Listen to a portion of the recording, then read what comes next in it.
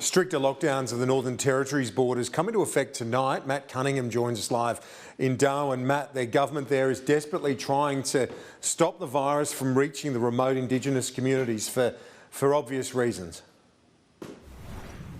That's right, Kieran. There's no doubt that is the main game here in the Northern Territory. There are a couple of reasons for that. One, of course, as we've been saying for several days now, are those underlying health conditions that so many of those people who live in those remote Indigenous communities already have. Things like rheumatic heart disease, things like diabetes. If coronavirus was to get into those communities, the effects could be absolutely devastating. Also because of the Northern Territory's health system, a system that is already stretched. It works at near capacity most of the time anyway. So we've heard pleas from doctors. They've been posting videos on social media just urging people to stay home, to do everything they can to prevent the spread of this virus. We also heard last night that they've actually now encouraged everyone to stay away from the Northern Territory's hospital system unless they absolutely need to be there. That includes visitors and people who otherwise might be patients. That really has been an urgent call for people to be treated by a GP and only go to a hospital if it is an absolute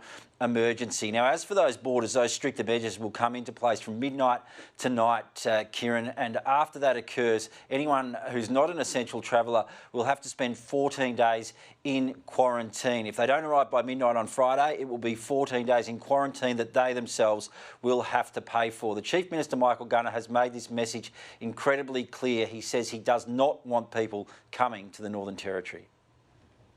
We don't want you to come. I'm sorry. If you can, stay where you are. The Territory will be open up for business again soon, 6 months, and we'd love to have you come then. But if you cannot come, please don't. This is about keeping Territorians safe. And if you do come, it's absolutely about making sure you're safe and Territorians are safe.